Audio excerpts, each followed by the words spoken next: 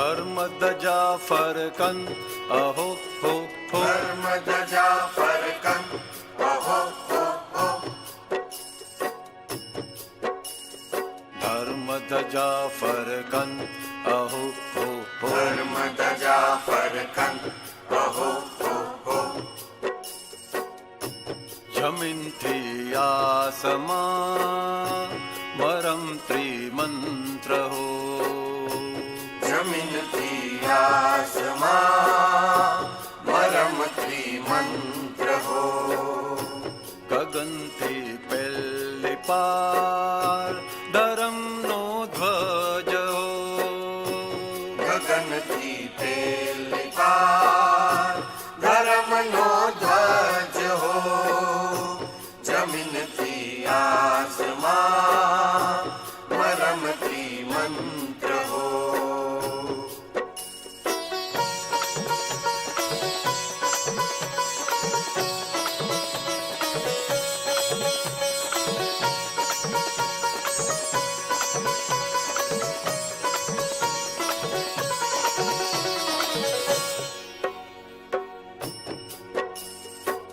અશુભમાંથી શુભમાં લાવે રિલેટિવ બધા પંથો અશુભમાંથી શુભમાં લાવે રિલેટિવ બધા પંથો શુભાશુભથી ઉપર એક જ અલૌકિક આત્મા બંધ્યો શુભાશુભથી ઉપર એક જ અલૌકિક આત્મા બંધ્યો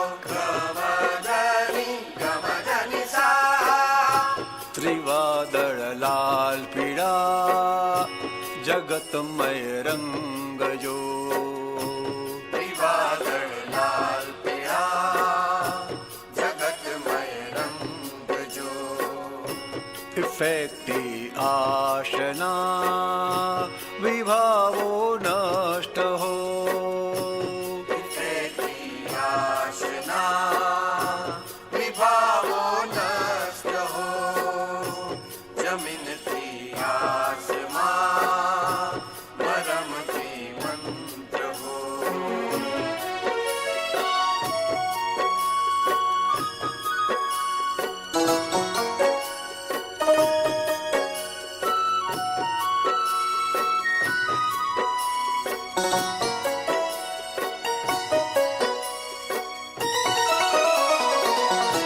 જો શુદ્ધાત્મા છે ચૈતન્ય ઘન છતત્વો આર પાર વહન જો શુદ્ધાત્મા છે ચૈતન્ય ઘન છતત્વો આર પાર વહન સદા છૂટો અતિશય ગહન પરમ જ્યોતિ સ્વરૂપ નિરલ સદા છૂટો અતિશય ગહન પરમ જ્યોતિ સ્વરૂપ નિરંતર ફર ફર ફર ફર ધર્મ ધજા ફર ફર ફર ફર ધર્મ ધજા ફર ફર ફર ફર ધર્મ ધજા ફર ફર ફર ફર ધર્મ ધજા અરૂપી સ્વાત્મા અફર સત સ્વજ હો અરૂપી સ્વાત્મા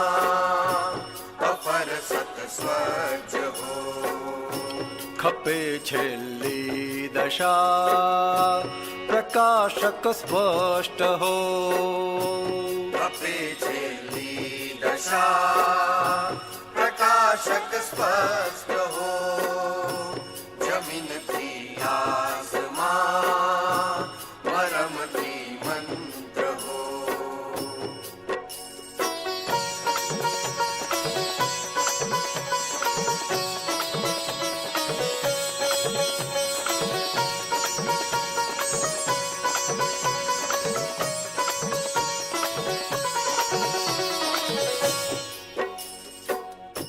પરિણામે તે સ્વધર્મ પરિણામે તે સ્વધર્મ શુકલ ધ્યાને અકર્માક્રમ શુકલ ધ્યાને અકર્માક્રમ સ્વરૂપે સ્થિર નિકાલ્ય અકમ સ્વરૂપે સ્થિર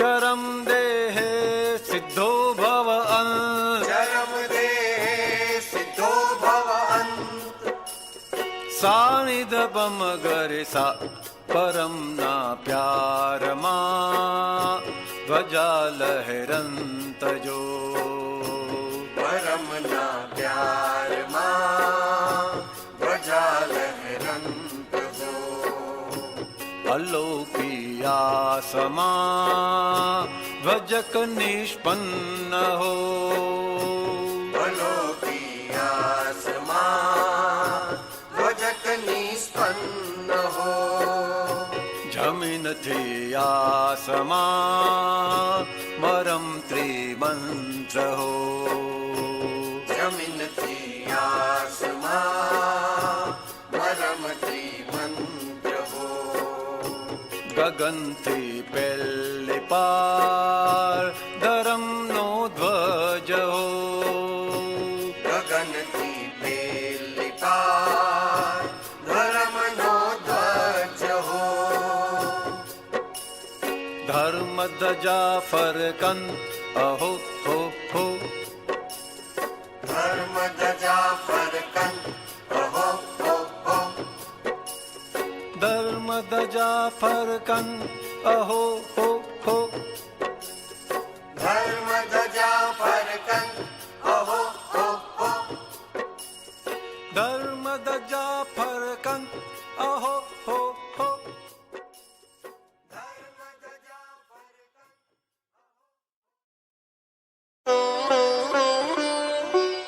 चैप्टर 119 जन्माष्टमी अर्थात अष्ट प्रकार के कर्मों से मुक्ति प्राप्त करने का महापर्व।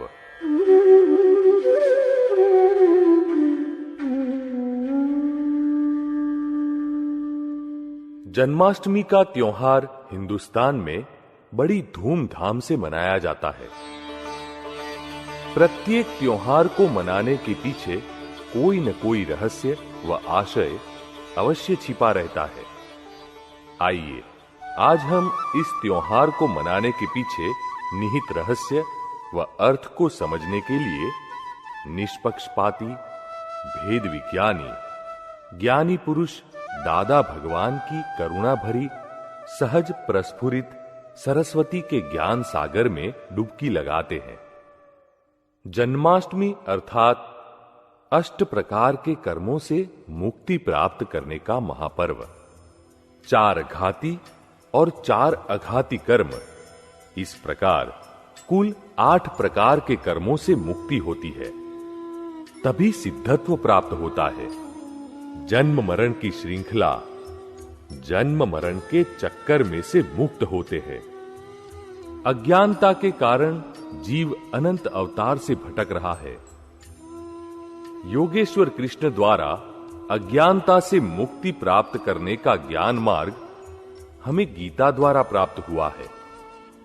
श्री कृष्ण स्वयं नर में से नारायण हुए हैं। वे 63 शलाका पुरुषों में से एक श्रेष्ठ पुरुष है, मोक्ष के अधिकारी हैं। जैन दर्शन के मतानुसार आने वाली 24वीं में भगवान श्री कृष्ण तीर्थंकर परमात्मा यानी अरिहंत भगवान के रूप में आएंगे और लाखों लोगों का आत्यंतिक कल्याण करेंगे। आज भी जो लोग सही समझ से योगेश्वर कृष्ण की भक्ति कर रहे हैं, देवलोक उनकी चारों ओर से सहायता करते हैं। ऐसा उनका यशनाम कर्म है। गीता के अंतिम अध्याय में श्री कृष्ण ने कहा है, सर्वधर्मान परित्यज्य मामेकं शरणं व्रज, अहम त्वाम सर्व पापेभ्यो मोक्षयिष्यामि मा शुचः। अर्थात सभी धर्मों का त्याग करके मेरी शरण में आ जाओ ताकि सभी पापों से मुक्ति मिल जाए। साथ ही उन्होंने यह भी कहा है कि परधर्म भयावह, तो स्वधर्म अर्थात क्या?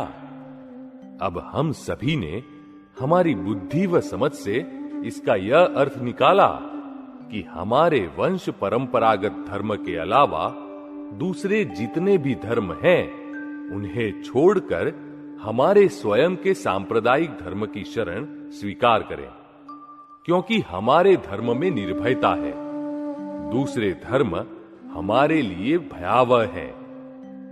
कहां हमारी यह संकुचित समझ और कहां योगेश्वर कृष्ण की निष्पक्षपाती यथार्थ समझ। भगवान है निष्पक्षपाती और हम सभी पक्षपाती। फिर कैसे भगवान के साथ हमारा अनुसंधान होगा? ज्ञानी पुरुष दादा भगवान ने कहा है, जहां भेद है वहां भगवान नहीं है, और भगवान की दरअसल बात रियल बात भी नहीं है, और जहां भगवान है वहां भेद नहीं है। श्री रणछोड़ राय के हृदय कमल समान दादा भगवान योगेश्वर कृष्ण के हृदय की बात समझाते हुए कहते हैं कि स्वधर्म अर्थात आत्मा का अपना धर्म, बाकी सभी देह के धर्म है। मन के धर्म, वाणी के धर्म, इंद्रियों के धर्म, ये सभी पर धर्म है। इन दूसरे धर्मों में आत्मबुद्धि मत रखिए, उन्हें स्वयं का धर्म मत मानिए, अन्यथा भय खड़ा हो जाएगा। इसलिए इन सभी परधर्मों को छोड़कर कृष्ण की शरण में अर्थात स्वयं की आत्मा की शरण में आ जाइए, जिससे सभी पापों से मुक्ति मिल जाएगी। आत्मा में आत्मबुद्धि रखिए। कर्म बंध का मूल कारण अज्ञानता है। अज्ञानता कौन सी? स्वयं के स्वरूप की अज्ञानता, स्वयं के स्वधर्म की अज्ञानता। अज्ञानता से अहंकार खड़ा होता है और वह कर्म को आधार देता है। आंख देखती है और हम आरोप करते हैं कि मैंने देखा। कान सुनते हैं और हम आरोप करते हैं कि मैंने सुना। व्यवहार में सिर्फ पहचान के लिए, व्यवहार चलाने के लिए नाम दिया चंदूलाल या XYZ जो भी नाम दिया हो, मगर यहां तो दृढ़ मान्यता ही बन गई कि मैं चंदूलाल ही हूं, जिसके कारण क्रोध, मान, माया, लोभ पैदा हो गए। मैं और मेरा दूसरी जगह है, देह में है, यही अज्ञानता है। अहो, कैसा अद्भुत व सुंदर ज्ञान दिया है योगेश्वर श्री कृष्ण ने गीता में। उन्होंने स्पष्ट कहा है कि चेतन ज्ञान ज्ञानी पुरुष के हृदय में होता है और वे ज्ञानाग्नि से हमारे अनंत जन्मों के पापों को भस्मीभूत कर देते हैं, क्योंकि ज्ञानी तो चाहे सो कर सकते हैं। और सबसे गहरी व आश्चर्यजनक बात उन्होंने गीता में यह कही है कि ज्ञानी पुरुष ही मेरी आत्मा है, अर्थात मैं प्रत्येक ज्ञानी पुरुष के हृदय में हूं। हमारी स्वयं की आत्मा ही कृष्ण है, यह समझ में आए, उसकी पहचान हो, तभी स्वधर्म प्राप्त हो सकता है। यह स्वधर्म ज्ञानी पुरुष द्वारा प्राप्त हो सकता है। अतः हम सभी जन्माष्टमी महापर्व के निमित्त इस जन्म मरण का अस्त करने के लिए, इस जन्म मरण का एंड करने के लिए योगेश्वर कृष्ण से हृदय से प्रार्थना करें कि मुझे आप जैसे समर्थ प्रत्यक्ष आत्म योगेश्वर प्राप्त हों। मैं हमेशा उनकी खोज में रहूं और उनका योग प्राप्त होने पर उनकी ही आज्ञा की आराधना में रहने का दृढ़ निर्णय निश्चय करता हूं।